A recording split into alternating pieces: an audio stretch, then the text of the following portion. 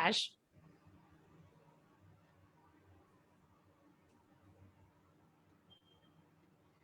We are Good afternoon streaming po, Miss live. Chris. Okay. Is that good? Yes po. Hi, Yes. Miss Chris. Hi! Hello po. Good afternoon Thank po. you. Okay, so So, welcome po, Miss Chris, sa ating Magandang hapon po. book club session.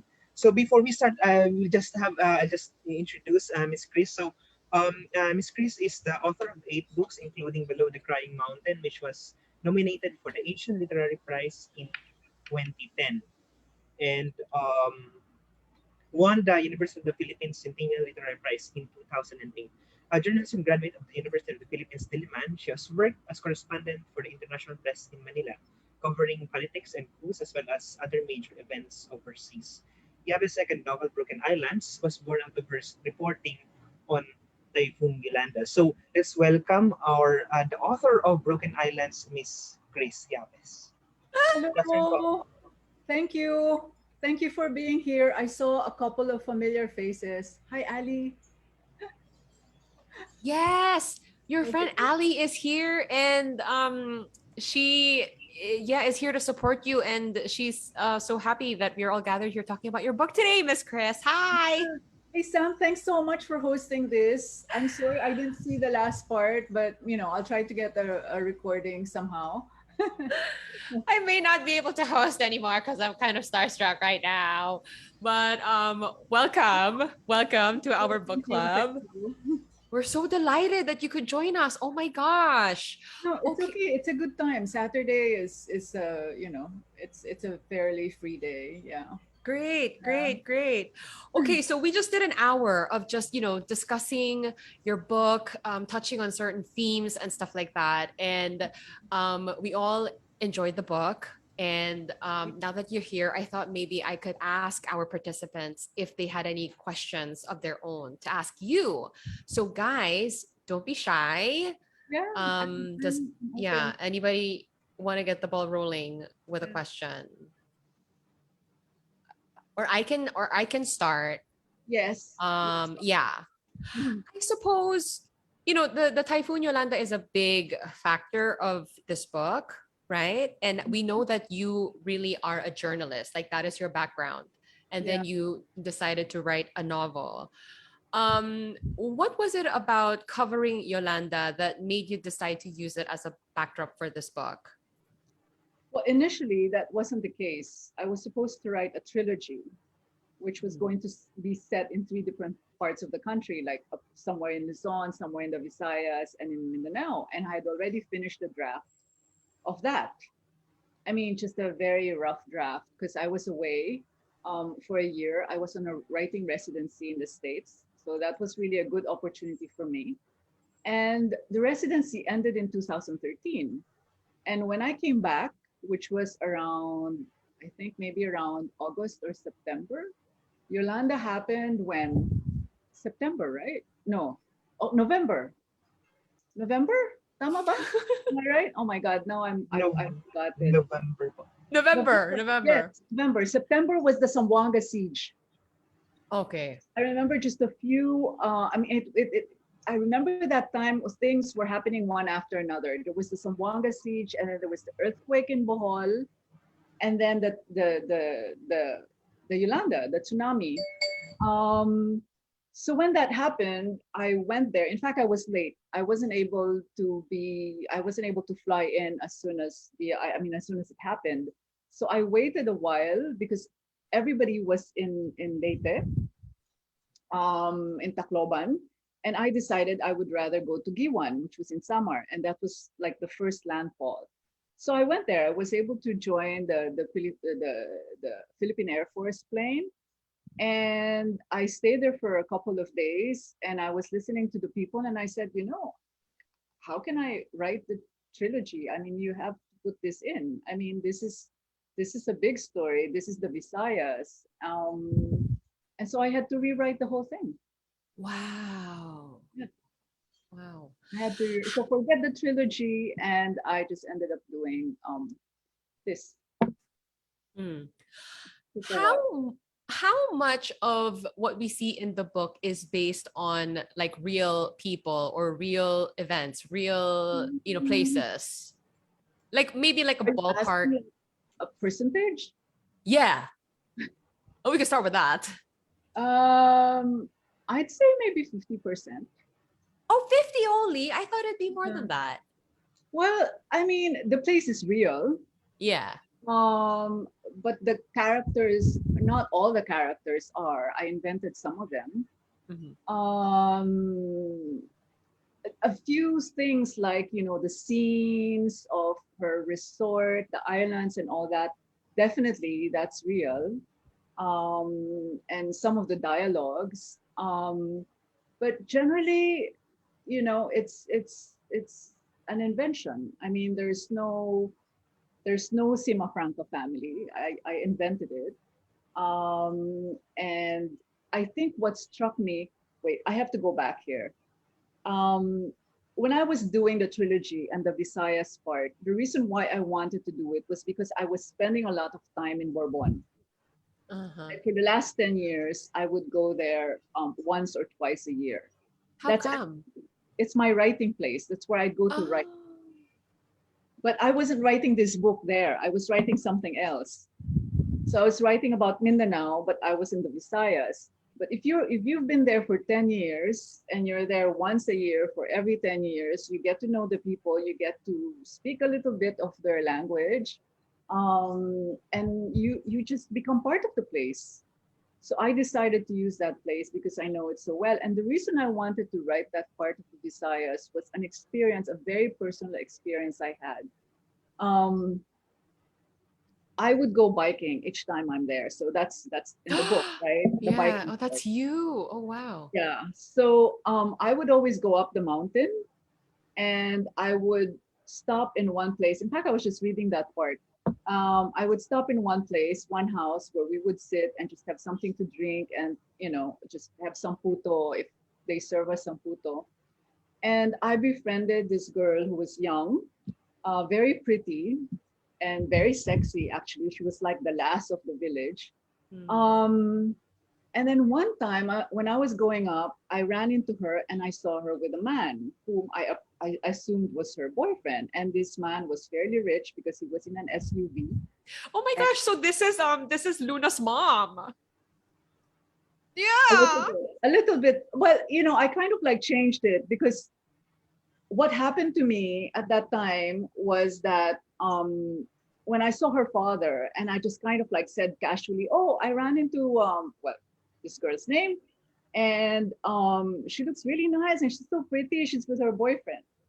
What I didn't know later on was that she was severely beaten by her father, and I didn't know that. I mean, for me, a city girl, it was a normal thing, right? You were Luna's dad. I'm sorry. I'm making all the connections like with the book to your Um, experience. So, well, I kind of like switched it around. I mean, I Yes.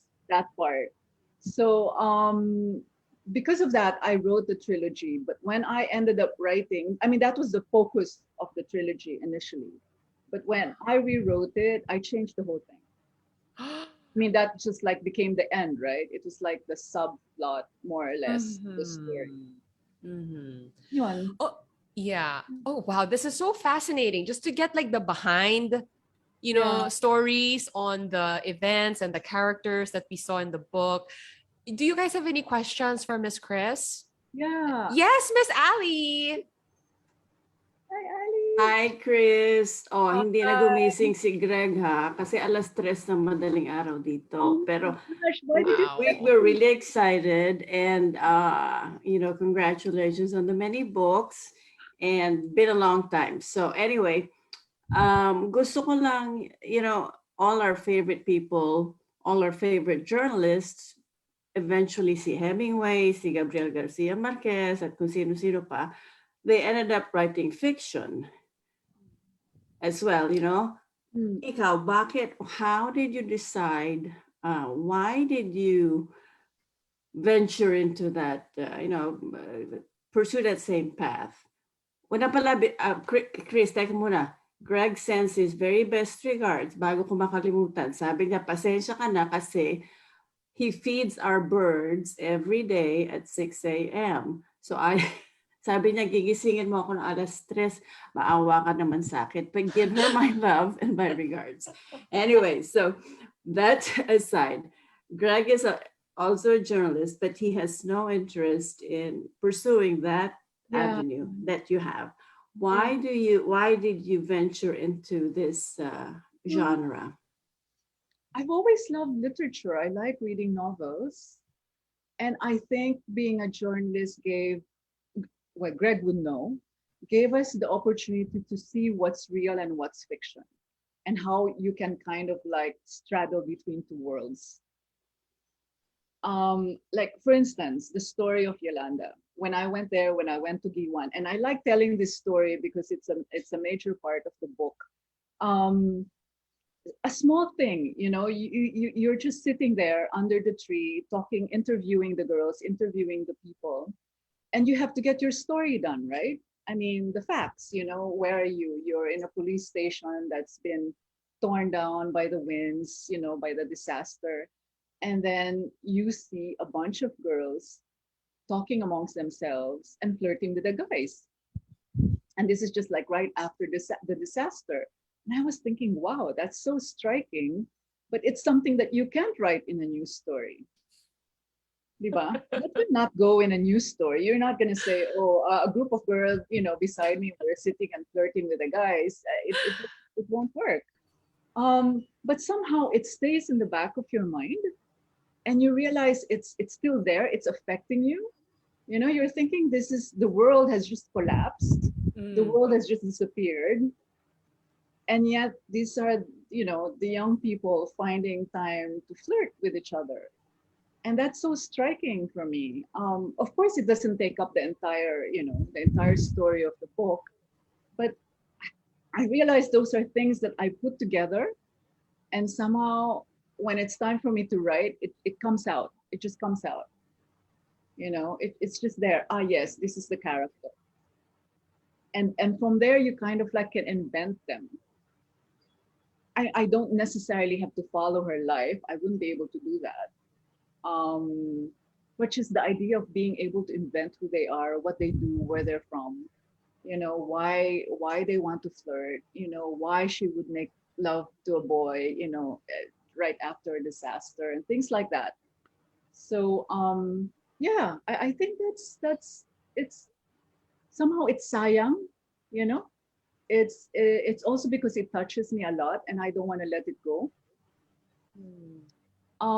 Little things like that. And another scene, I'm sure, I don't know if you remember, when she was on a bike ride to the city. Remember, she was going to run away with the habal-habal. Yeah, with the habal-habal driver. She was going to run away.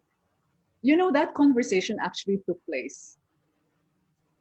Were you the habal-habal driver? No. No. But this is the conversation that I would not have with a normal tricycle driver in Manila. Do you know what I'm saying? Do you mean the singing stuff? Like the... Yeah. He mentions them, and you don't know if he's flirting or not flirting.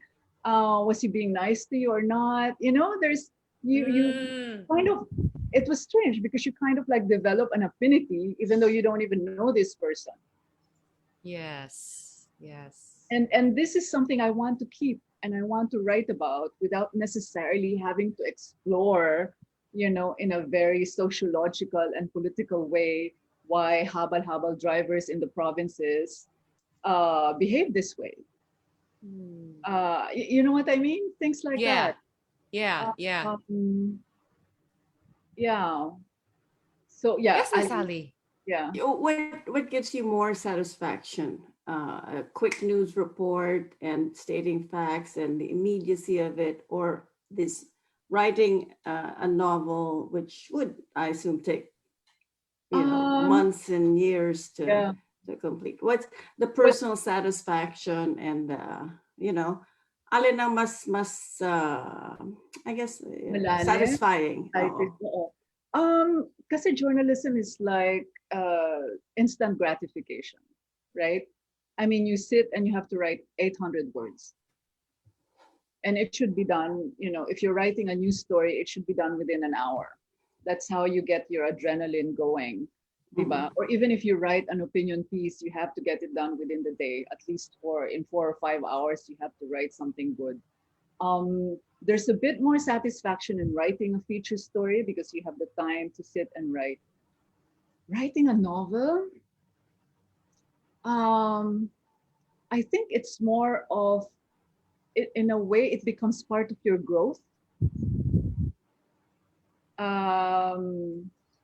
I don't know how to compare it with, I don't have an analogy for it, but because like, for example, this book, it took me like 5 years to do it. And Whoa. yeah, but it's not like I was doing it every single day for 5 years. It wasn't like that. It's like I said, I wrote it when I was in the States. That's 2012, 2013. And then when I came back, it happened. And the next year I had to do the rewrite for another, 4, 5, 6 months. And then I had to let it go and showed it to some friends and rewrite again. And even when I thought it was done, I didn't feel that it was done. And in fact, when it was first submitted, the reader didn't like it. And How dare. No, just kidding. no, I mean, I realized, well, this is the thing, some people, the main comment was that the characters were not equal. Like I did not give equal measure to Luna and to Alba. It's like, parang, why is there more of Luna than there is more of Alba? So, the political question comes in. But I don't like doing that in literature. I can't measure politics and sociological issues in a story, in a novel, basically. I can't do that. So I sort of like had to stand back for another year and not just read it, not just work on it.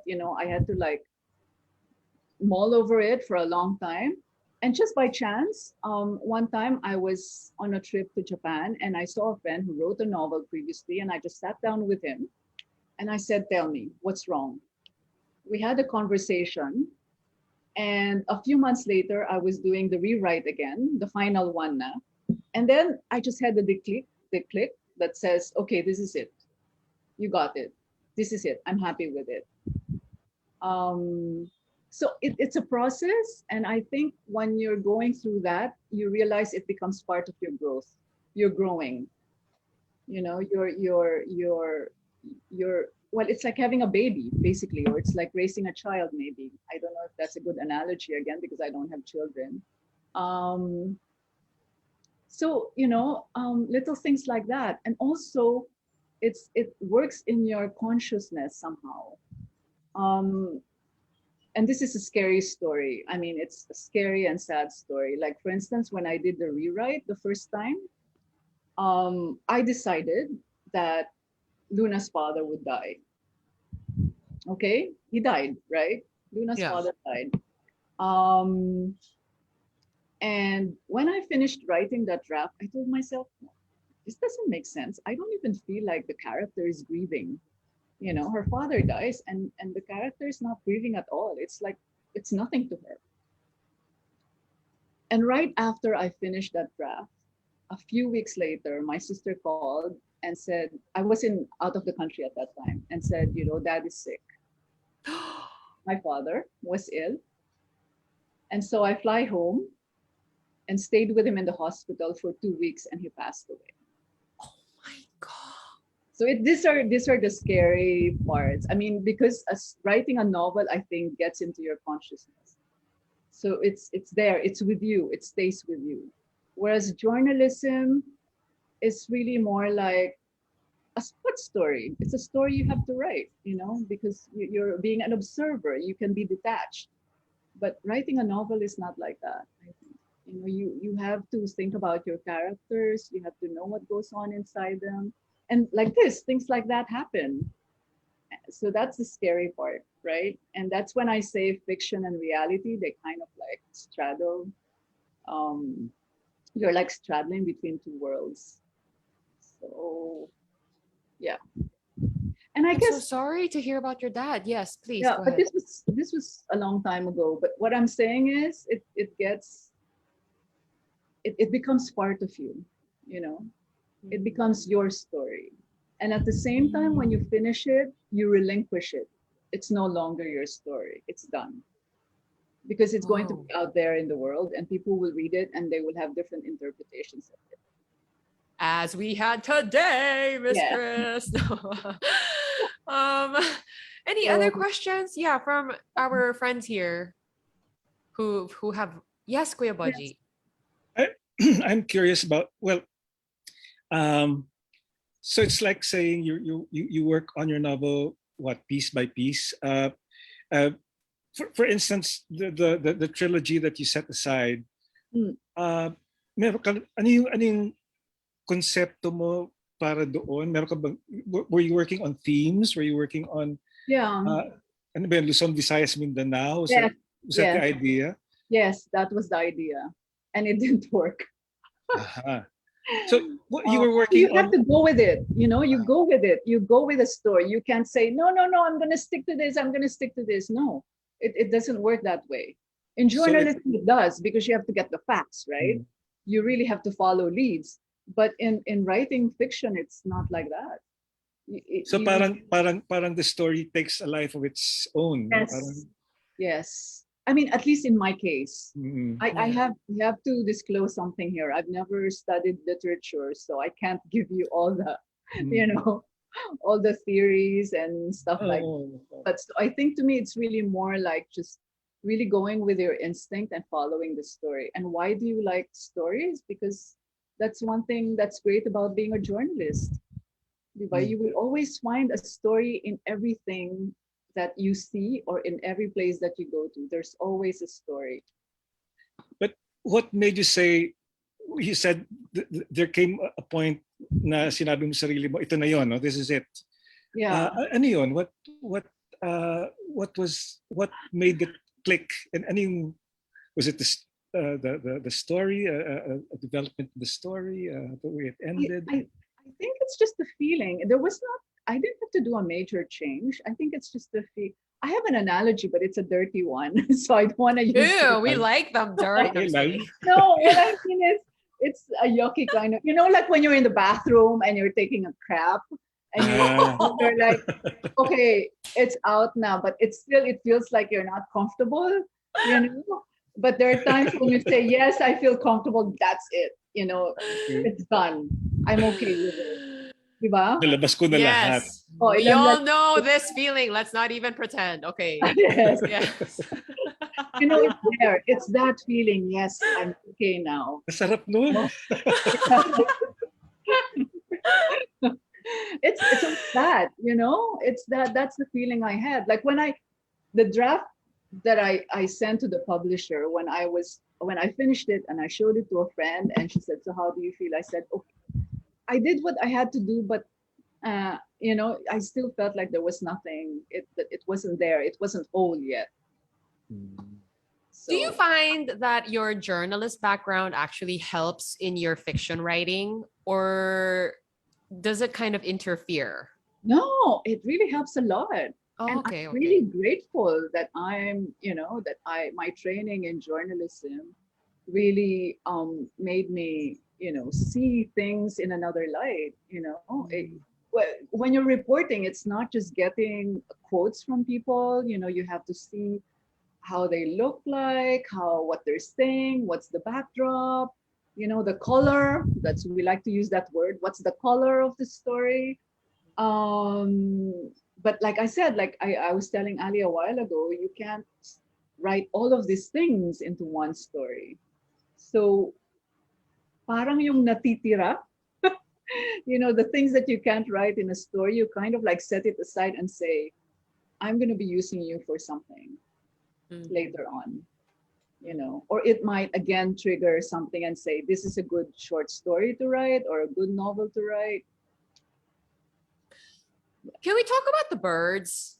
Sure. Because I'd love to talk about the birds. Luna's dad was an avid bird watcher. Like that was his thing. And you know, there are all kinds of birds peppered throughout the story. Like Yeah. what Yeah, why did you do that? What was the significance of the birds? Well, first, I like birds. I go bird watching myself.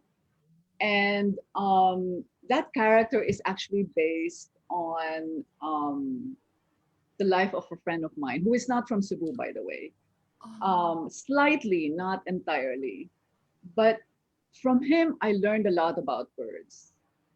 And he also had a personal life that was a little problematic. Um, and so I thought I'd use that. Well, it's the conversation's gonna get longer if I mention something else. But um, I think the thing that I wanted to put out in the book is that, and I don't know if you guys got it, is that the women are not necessarily nice. Do you know what I'm saying? Did you see that in the characters? I mean, we've always gotten used to having, strong women, Maria Clara women. And I think I wanted to point out that not all women, not all Filipino women are the Maria Clara types. Mm. And that the women too are capable of hurting people, hurting their loved ones, um, by manipulating, well, in this case, their children, you know, using them as leverage against the men. I mean, I don't want to get into that issue so much, but I wanted to show that other facet because I've had male friends who've had difficulty in situations like that. And so it occurred to me that, hey, it's not just the guy lang pala that's abusing the women. The women also know how to abuse the men. I mean, so I don't know if you saw that somehow. If you saw that. Yeah. Yeah. There were some unsavory women in there for sure. Yeah. Yeah. Yeah. Yeah. Oh, so But the bird watching is really the hobby of a friend of yours who was Yeah. kind of in that situation. Ah, Mm. okay. Yeah. Okay, guys. Ay, We don't yes, have sir. much time left. Yes, May, Jason. may ano na po, nag-raise na po ng hand si Mon. Ay, Moan. Hi, actually, ma'am, that is also one of the major observations of mine. Yeah. That especially the mother of Luna, I Yeah. really wanted to ask about her because I want to know where her spite is coming from. I feel like she is a very big character, but she comes and goes. She just passes Yeah. through the thoughts of Luna, but then there's this hurt, this pain that she was able to inflict, and I'm really sad about that, mom. So, Yeah. is there any reason for her, spite or maybe somehow manipulativeness? I think Thank you po. I think I mean, in stories that I've heard from women, and not necessarily women friends, but other women, um, I've noticed that the anger is deeper because there is an expectation of what their life should be or how the men should treat them. And when that's not met and they can't, kind of like adjust to that, or they can't, or their minds and their hearts, I guess, are not willing to see or not willing to open that it's not a question of another man making a life for them, but that they have to make their own lives. And I think if they can't see that, the anger, becomes deeper. And there has to be a target, right? And who's the target? The target is the man, because you married that guy, you expected something out of that man. So I've seen that. I've seen that when they have a lot of expectations and they're not met, the anger is really from within. So lahat lumalabas, yung spite, yung galit, yung remorse, the blame, and and it basically drives them to be unfaithful. And I've seen that. I've seen that among women. But it's not as if like, oh, okay, I'm married, I'm gonna stay faithful and I'll do this. So again, that's the shift I sort of wanted to show. Yeah. Yeah. Yes, thank you Any so much, mom. And I think it is also for me, I see it now as another form of empowerment, I guess, that we are always expected to be contained kasi. In my Yeah, perspective, women yeah, should be, always like this.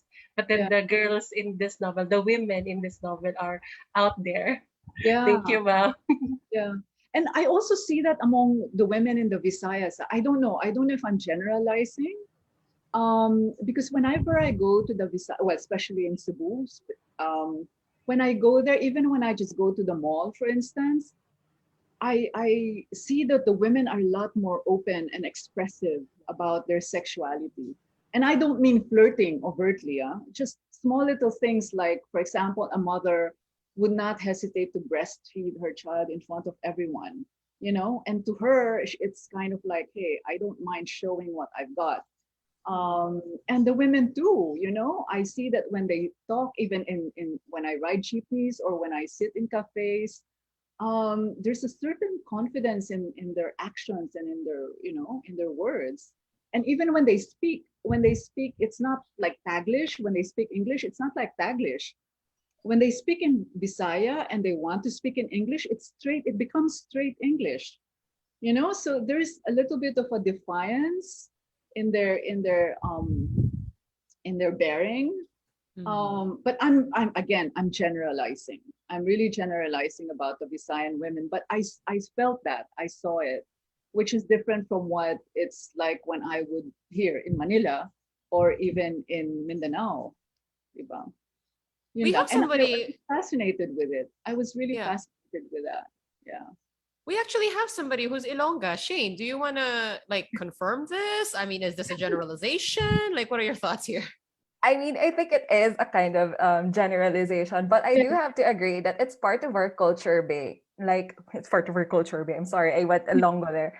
It's part of our culture that we're somehow more assertive, Yeah. and we're also like, how we speak, like, we're also like very our accents are strong, and we're not afraid to use them. We're not afraid to be being judged by that, Yeah. and we're more assertive, more comfortable in our own skins here, especially since we're surrounded by the same people.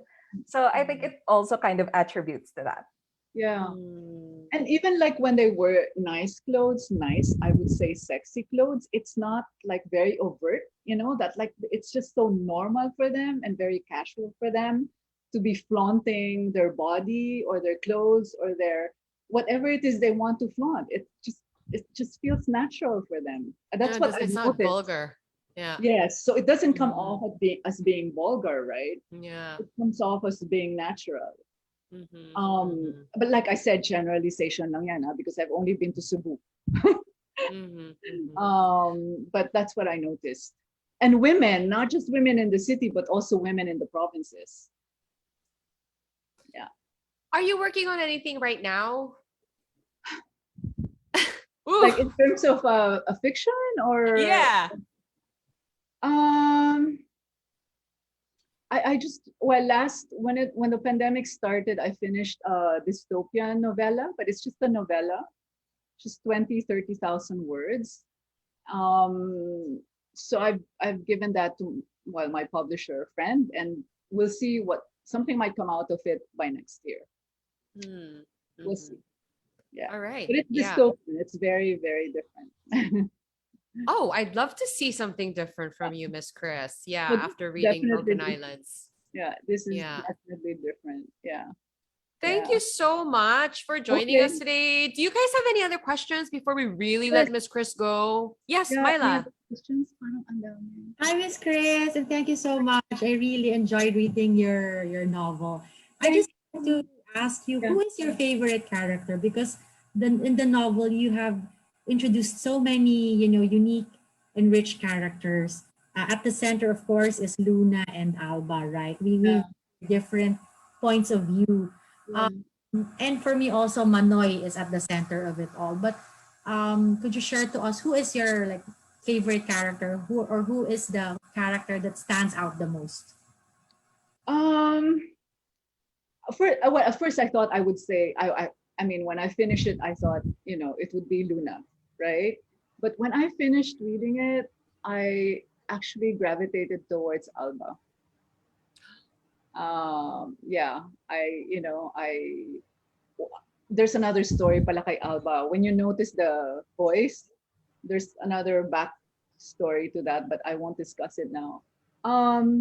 Yes, because she was looking for love, right? She was looking for love, but um at the same time she wasn't really flirting with the boys. So she was looking for a certain kind of love that she thought she would have with the father of her child. And even, well, you know what happened to her, right? I Mhm. mean, it's a situation that we would describe as, as rape. But for her, it wasn't, diba? For her, it wasn't that. So I think, at some point she felt that love from that man who I'm not going to, well, you know who he is. So to me, that's where, I wanted to see how a girl felt that way. And at the same time, also easily forgot about it. I mean, like she was blaming herself, diba? She was blaming herself. She wanted to kill herself for doing something like that. But somehow she eased her way out of it. So she's kind of beguiling, I think, without her knowing it. What is the backstory with Alba? I think we all want to know. No, kasi when I was writing her voice, um, I wrote it in a very well, the people who read it felt it was very distasteful because I really wrote it in such a way that her English was bad. It was really broken English. But I was basing it on the way women were interviewed after the Yolanda in the BBC. I was listening to their language, like how they would speak in English. So that's what I did. I kind of like followed that voice. And when I finished it, the readers hated it. They felt I was being condescending. So I had to somehow change it. I mean, make it more straightforward English with some expressions and things like that. That was a little difficult for me. Um, Oh, yeah, interesting. yeah, Okay. that was difficult. Someone had suggested that maybe I should have just written it in Waray, but I'm not Waray, right? I'm not Waray. It would be very, very pretentious of me to, get somebody to translate it for me. I just didn't want to do that. And what? So it's in Waray. Will people read it in Waray? Or do Exactly. Like, translate it in English. So meron pang index sa likod, nababasahin mo yung English oh translation. my gosh. Although, I don't know if you read Remains. It's written by Daryl Delgado. It's also a novel about Yolanda, but she's from there. And her story is different because she's talking about an NGO worker. And she wrote down the stories of the victims in Waray, which I think was fine and perfect because she's from there and she's Waray and she would know the flow of the story. But if I had done that, I think it would have been really bad. I mean, for me, in the sense that I'm not Waray, I can't pretend to be Waray. Yeah. Right. Yeah. Yeah. Okay, guys, last call for a question from Miss Chris. Yes, Shane. Miss Criselda, Miss Chris, like, I love your book. I forgot to mention that. You mentioned to us that this was a process of, and especially how you talked about when Miss Ali asked you about your satisfaction between journalism and writing fiction. I'd really like to ask, like, which part of this book was very satisfying for you to write? Like, or like, was it a character's backstory? Was it a scene? Like, what was the most gratifying or satisfying scene here in the book that you have written? It's not just one scene, but the thing that I really wanted to show was what it's like to live in the province. That I liked. I like talking about the sun, the sea, the birds, even what it's like to be, biking on the road, during the day, the people that you see, the sounds that you hear. That's the part that I liked. Yeah, the We could description. tell. Yeah, the description of them when they're riding a boat. How the boat looks Yes. like. little things about the bangkas of the fishermen. And those are the things I got from being in Cebu. And it's not just in that village. Like I've been to islands, you know, like in Malapascua and Bantayan and Camotes, and some of those scenes are in the book. You know, like for example, in Bantayan, that's where I was able to describe how the fishermen are, what they do. And in Malapascua, that's how I describe the resort and the, you know, the cockfighting arena behind the resort, things like that. Or the boat ride, which is the same boat ride that I took when I went to the Camotes. You know, that one I really like to put in, instead of just being so generic about what a village life is, or a coastal village, or what life is like in the island. And I also wanted to show that, look, this is a place where foreigners actually go to look for women, but it's not known. Nobody knows about this place, diba? I mean, they would just go to Boracay, but not to this little place called Bourbon. You know, and they're actually there. There's actually a community of foreigners there. So that's what amazed me. And in fact, the French character, there really is a French guy. He lives on the mountain. Kiko. I mean, si Kiko, but the Yeah. Kiko here lives by the sea, and he's supposed to be a well-off guy, right? You know, who has a house by the sea. But this guy, this French guy, I really met a French guy who lives on the mountain. Wow. And these are not like ordinary vagabonds. I mean, I remember when I met this French guy, you know, and he says, you know, I have some French books here. Do you want some? And iniisip ko, oh no, bibigyan niya sa akin yung mga, you know, the usual. There's a term for it in French, I forgot now, but it's one of those pulp fictions things that they have in France. And I said, oh no, he's gonna give me something. But no, he ended up giving me one of the best books I've ever read. So, you know, Awesome. there's that connection, literature, the world outside, and you're in a small village. I don't know if that came out in the book. Diba? It There's did. a place, and then, but there's a world out there. It really did. As a provinciana myself. Yeah. As a Diba? provinciana Haji. myself, like I could really relate to it. Yes. Kuya Boji, yes, you have a question. Hindi, it's not a question. Gusto ko lang sabihin. Siguro kasi I was also asking. I've only read the first part of the book. Okay. I haven't read the second part yet, though now I know how it ends because of the discussion. We spoiled it. No, it's okay. But I was also wondering why, you know, the pace of the first part was quite leisurely, but I was so absorbed. I started reading, I was telling them earlier, I started reading in earnest about 2 days ago. I just finished the first part of the book a few minutes before the session started. But I was so absorbed by the details, even by the pace, because yun nga, sabi ko siguro nga ito yung gustong pakita ng manunulat, yung buhay sa probinsya. Yeah. Ako mismo na kasi I was in Tacloban, for instance, I was in Tacloban after yung Christmas, after Yolanda. I was there. I was nagpe-perform kami for these people. I've been to Visayas, the Visayas several times, giving workshops. At alam ko yung sinasabi mo, how Visayan people in general, especially women, are more in tune with their feelings, as opposed to because I teach theater, I teach acting, I teach performance.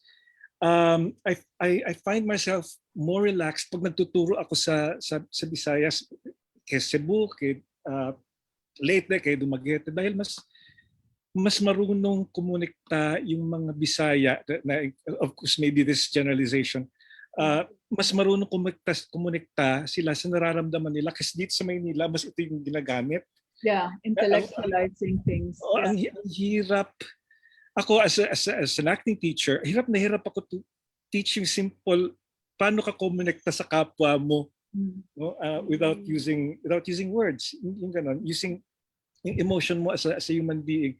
Sa Visaya, in the Visayas, generally speaking, ang sarap-sarap ng ng pagtuturo because ang daling, ako mismo as a teacher, ang daling kumonekta sa kanila.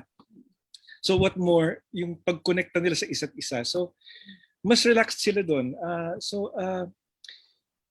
Siguro yun yung na-appreciate ko dun well, at least sa parte ng nobela na nabasa. Mas nakilala ko yung pagkatao ng mga tao, mas nakilala ko yung lugar na ginagalaw nila. Kumbaga dahan-dahan ng pinaintindi sa amin yung lahat, no? Ito yung mundo ginagalawan nila, kaya ganito sila. So, ayun, gusto ko lang sabihin yun siguro. And thank you for that. Kaya excited akong matapos yung libro kahit naintindihan ko na ngayon paano matatapos. No, actually, yeah, sige, mas makikita mo siya sa second part. Yeah. Oo. Pero yun nga, gusto kong ilabas yun. I wanted to put that out na, this is life here. It's slow, but things are happening. Even if the pace is very slow.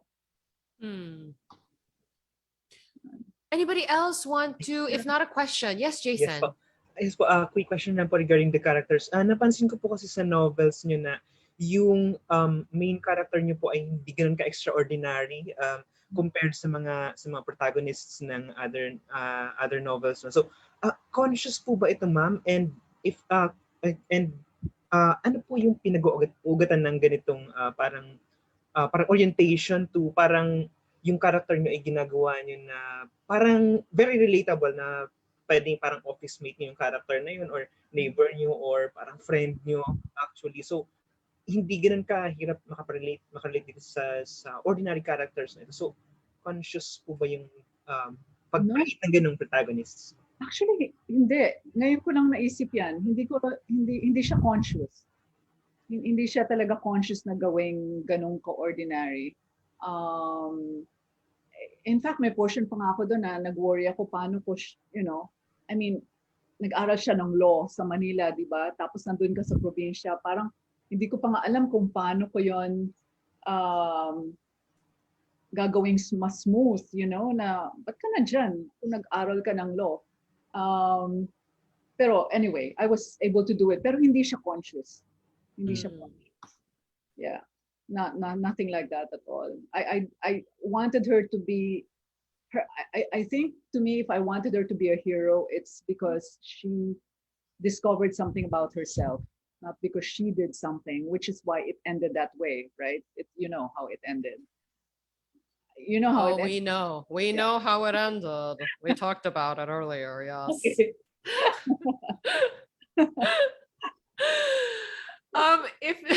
If not a question, like, do you guys have anything you want to say to Miss Chris, like before we really wrap this time with her? How you anything you wanted to tell her about the book? Yes, Miss Chris. So did you like it? Did you enjoy it? Yes. How was the talk? Okay, were you able to like thresh out some things? The portion I hosted, amazing. It was amazing. The first one or the second one? The first Saturday or this today? I mean, the sessions that we did today and even the one last Saturday, we were able to take some time to really kind of, flesh out like the themes that you touched on.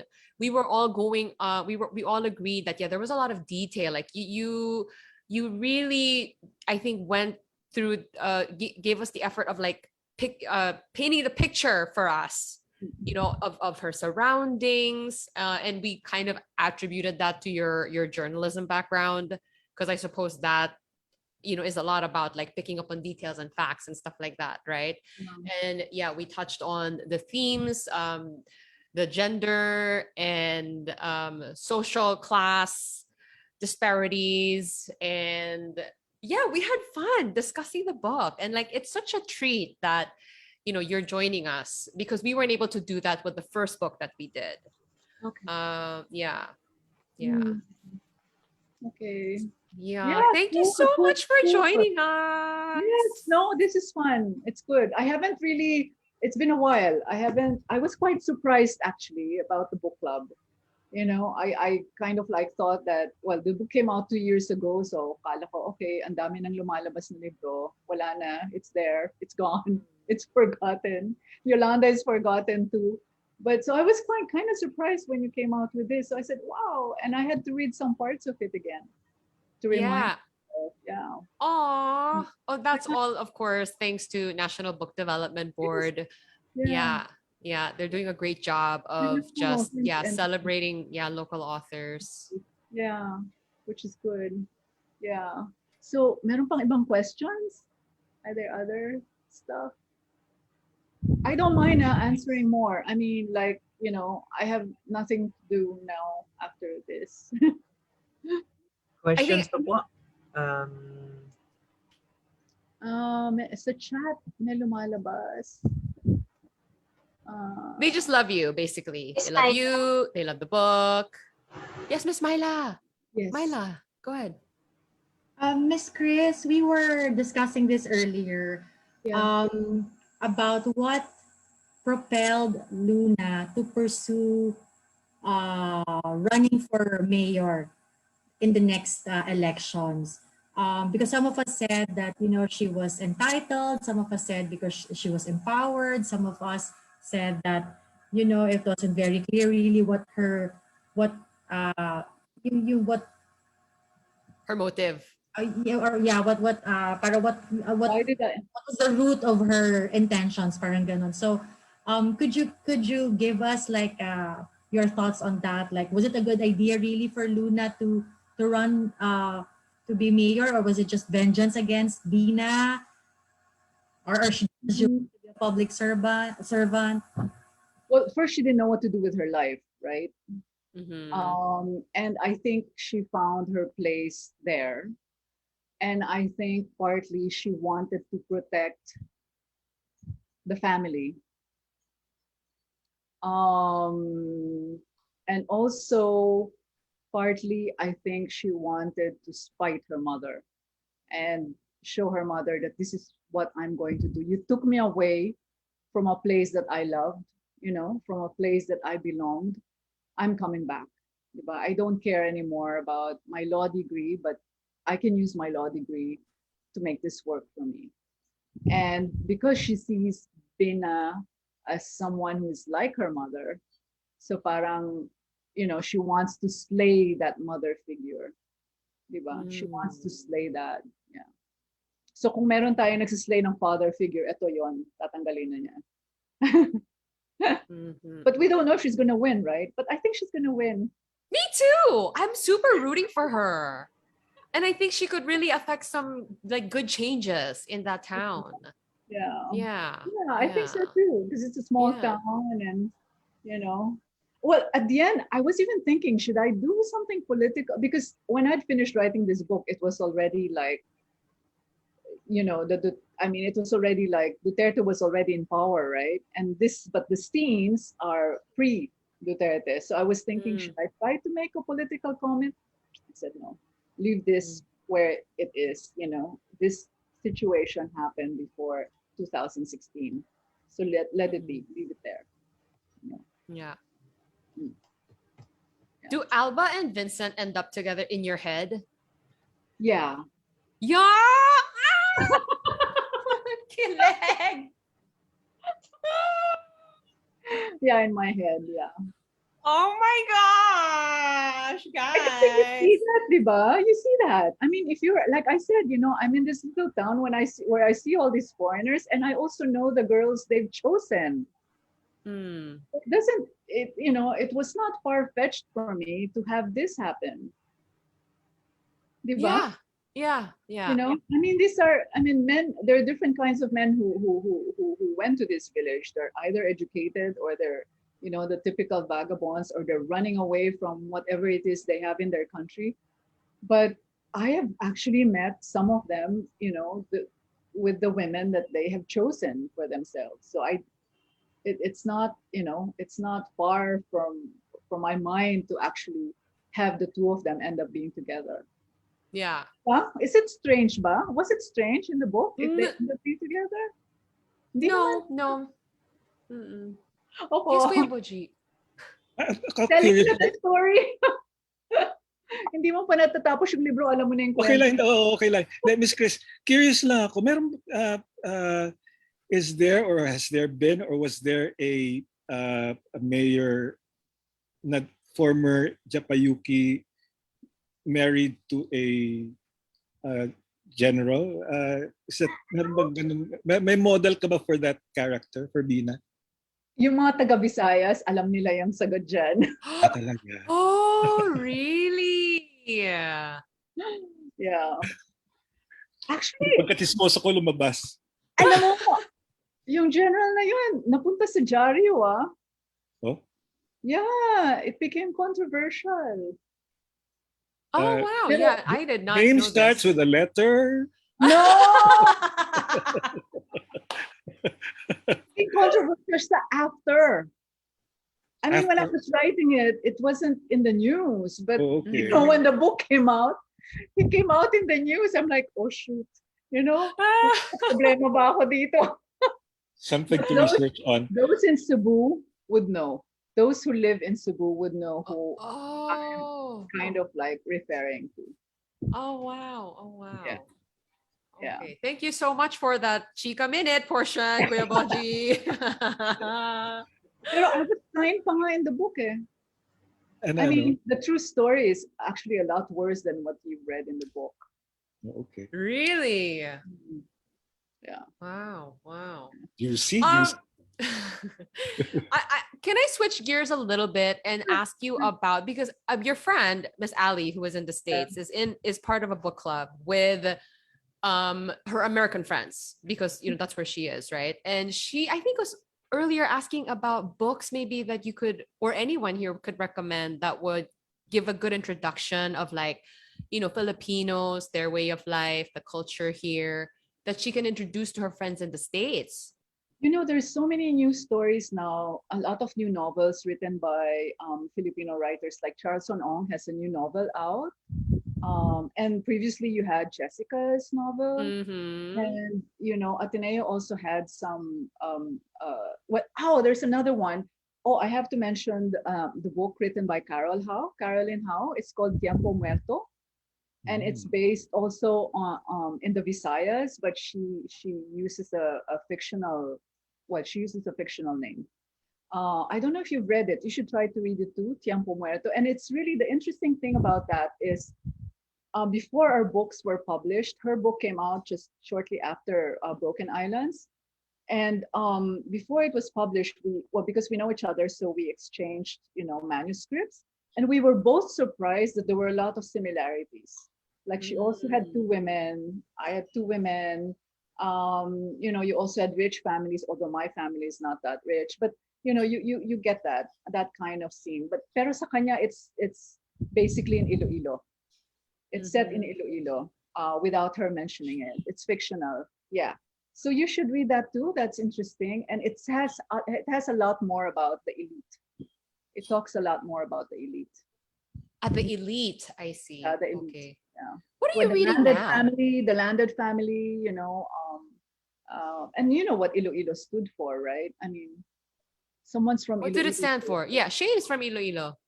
Well, Shane, I mean, Iloilo was like the place that was very wealthy. You had the sugar plantations, and you had The Lopezes. the Lopezes. And at one point, they were the ones deciding who should be the president. Yes, I do remember that. There Yeah. was a moment for that. Yeah. So this is like pre-martial law. They were deciding they were power players, basically, the families of Iloilo. So Tiempo Muerto is more on that, the powerful figures and what they represented. Yeah.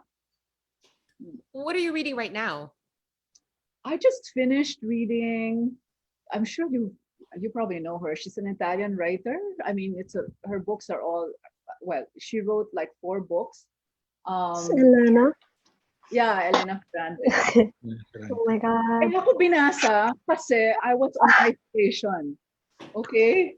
So, I had to go. I ran quickly to Fully Book and got all her books. And I said, look, if I'm going to be stuck at home for like 2 weeks, I have to do something. So I finished all of them. Wow. Okay, But- I have no idea who this is. Chin, why? Oh. Why are you? Oh. Why? Oh, she's my favorite right now also. Elena Ferrante. I Oh. recommend it to everyone too. Yeah. this Italian writer, Ma'am Chris, she's ano diba, parang pen name niya and no one knows who she Yeah. is. But like she's She has not revealed who she is. yeah, and like people are trying to investigate who she actually is. Yes. Pero like if you want to know more about her, she released an essay collection about writing, Yeah. which is cool also. Yeah, yun lang. Can you guys type her name and like what her okay. books are in the chat box, please? Yeah, people want to know. Thank you. Yeah, and I liked it because it's what they call autofiction. So there's a mixture of autobiography and fiction.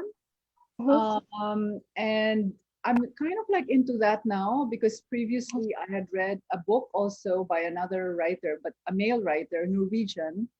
Is this Karl Ove Knausgaard? Okay. Chin!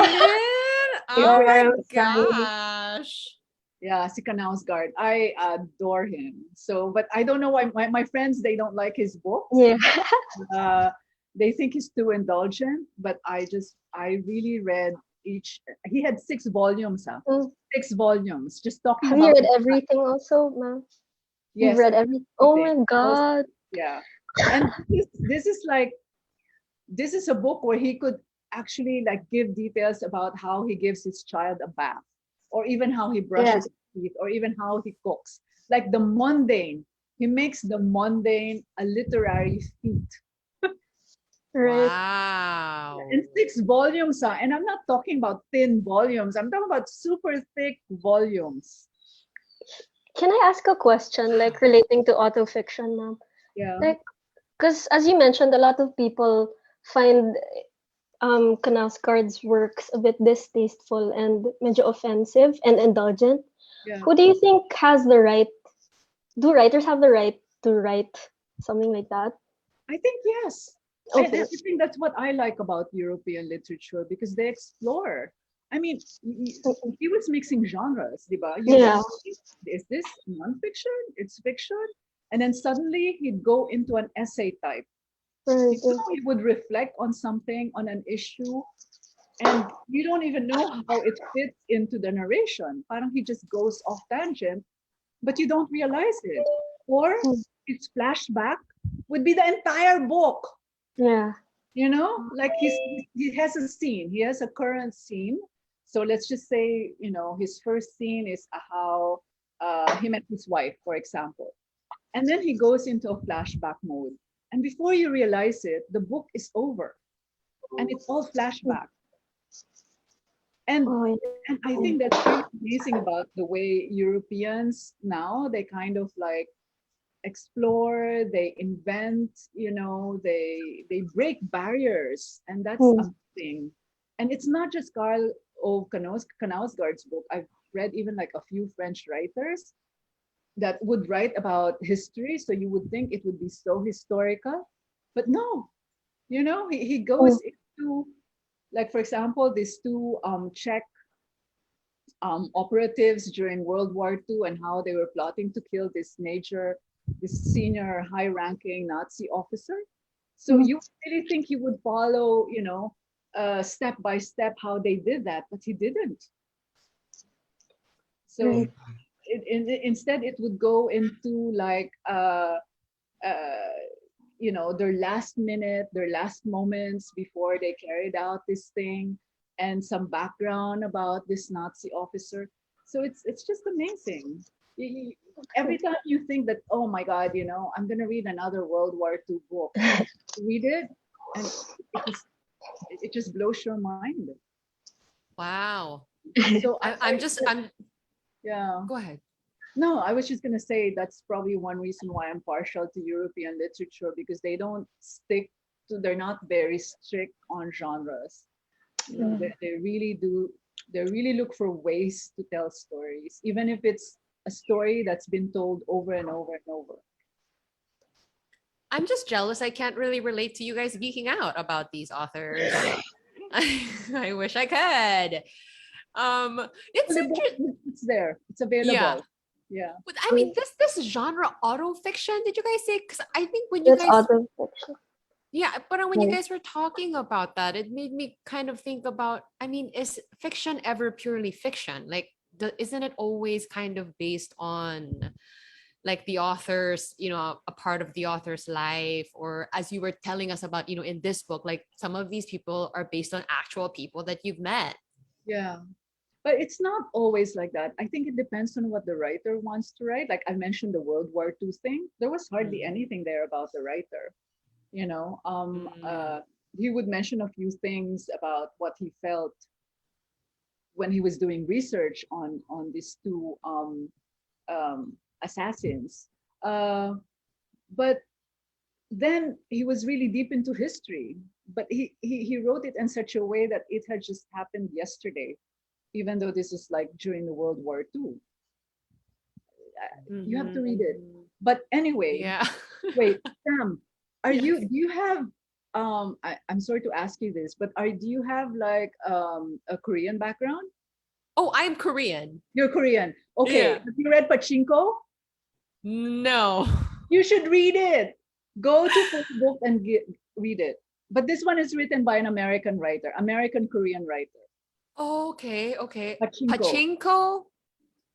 Isn't that the cat with the thing? It's a game. It's a parlor game in Japan. Oh. But this is a story about a Korean family that moved to Japan, and it is so well written. Oh, wow. Interesting. You should Who's read your it. Okay, yeah, I'll look for that. Since maybe we can end with who is your favorite local author? Like what is your favorite Filipino book? Because we're all about like highlighting, Philippine literature, and all that. For all of us who want to get deeper into like the local scene. She's passed away, and her books have been translated. Her books were originally in Tagalog. In fact, they were serialized in Liwayway magazine, and they've been translated by Sol Reyes of the Ateneo. And the writer's name is Rosario Lingat de Guzman. And when I read her, I mean, she was writing in the 1960s, 1970s. It just amazed me that she could write about feminism on another level. And to me, it's a very Filipina type of feminism. So the books I've read, she had Sol Reyes translated a collection of short stories. So it's called The Locked Door. And again, it's available at Ateneo. And she'd also written a novel that was set during the early martial law years. And it's called What Now, Ricky? So it's about a boy who was struggling with what was going on during the martial law period, the early martial law period. Yeah. She's good. Fantastic. I really like her. But she wrote in Tagalog, but I'm just glad that it's been translated into English, but it's so well done. The translation is excellent, and I couldn't put it down. Really excellent. Yeah. Ma'am, I excuse believe me. you. Yeah. Did she write si Juan Veterano at iba pang mga kwento? Did she write that? Siguro. Yeah, because I have that book. That's why she was familiar. I have her book. Rosario Lingat de Guzman. De Guzman. Okay. Yeah. I have not read her Tagalog books. I've only read those that were translated into English. Yes. That's one of her, it's like an anthology, si Juan Veterano at iba pang mga kwento. I think it's also in Ateneo Press. Yeah, but like I said, we have like new books, a lot of local books coming out, and I think they're all good. They're all interesting. Different topics. So I mean, I would mention everyone, but I think it's just good to go to Ateneo Press, and like I said, Charleston has a new book. UP has also come out with some new selection of novels. I think UP has ba? No, I'm not sure, but Ateneo has that, and also we have new books that's coming out, I think. Yeah. Yay! Okay. Like this is it, guys. Yeah. Do you guys wanna say anything to Miss Chris while she's still here? Last call talaga for questions. Yes, lots of thank yous. Kuya Boji. Yun lang, salamat po. Thank you so much, Miss Chris. Thank you. Thank you, Miss Chris. This is fun. Thank you so much. Super. Thank Thanks that you came to talk to us. Thank you, everybody. You can sign our books. Yeah. Oh, yeah. Next That would time. have been so cool. Yes. But thank you so much for your time, Miss Chris. We really enjoyed your book. And we're streaming this on Facebook right now. So if you guys are watching this and if you guys want to get a copy, you can get this on Shopee, right? I think it's also in Fully Yes. Booked. It's Yeah. it's in Fully Booked, it's in Shopee, and I think even Lazada. But it's very easy. You can just go to the website of Ateneo University Press and it's there. But I think it's available in the shopping apps. Yeah. 777. Seven. This is perfect time to get it. Thank you. Too. Yeah. Yeah. Thank you po, Miss Chris. Before po we end, can we have a picture po? Sure. Yes. Let's do it. So, po-open na lang po. Richard, medyo tagilid yung camera mo. So, Bakit grainy yeah. yung dahil siguro sa light ko, no? Yung light ko, di ba? Yung yes lighting. po. Okay. So, 1, 2, 3, and isa pa po. Okay. Isa pa po. 1, 2, 3. Okay. Thank you po.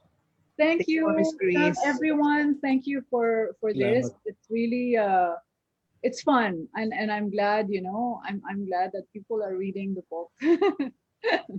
We really enjoyed it. Thank you so much, Miss Chris. Deserves to be read. Huh? Deserves to be read. Yeah. Yes. Okay. Tell your students to read it. Okay, and thank you very much po. And for our next next book club, so all our next reader already picked yung next book, Aswang Laot by Alan Derain. So kakalabas lang po ng libro 2021. Oo, bago yon. Yung pa pala, Yes, isang po. bago. Yeah. Aswang Laot po. Aswang Laot. Is it horror? It's in Tagalog, but I'm told it's good. So my publisher told me to get a copy, but I said, okay, this is gonna take a while for me to read because it's in Tagalog. But she said she liked it. She recommended it. She recommended that I read it. Yeah. Aswang Laot. Aswang Laot. Bago Is siya. it horror? Horror? Hindi ko alam. Parang hindi naman po. Hindi. I don't know. She just told me to go get a copy. So in the next sale, I'm gonna get one. All right. Yeah. There you go. We have a next book and everything. Thank Yeah. you. So don't forget Pachinko. Pachinko. Yes. So many book recommendations today. Thank you so much for that too. I'm just giving actually a list of what I've read the last couple of months. That's it. But if I start mentioning other books I've read, wala na. We're just gonna go on and on and on. So we can do a separate Zoom for that. Yeah. So I'm just sticking to what I had for the last month or so. Yeah. Yeah. Okay. Thank you. Thank you po. Thanks. Thank Good you night. so much po. Good night. Yeah, good night. Good night. Well, evening. Bye. Bye, Miss Chris. Bye. Thanks, Sam. Thank you. Thank you. you. Okay.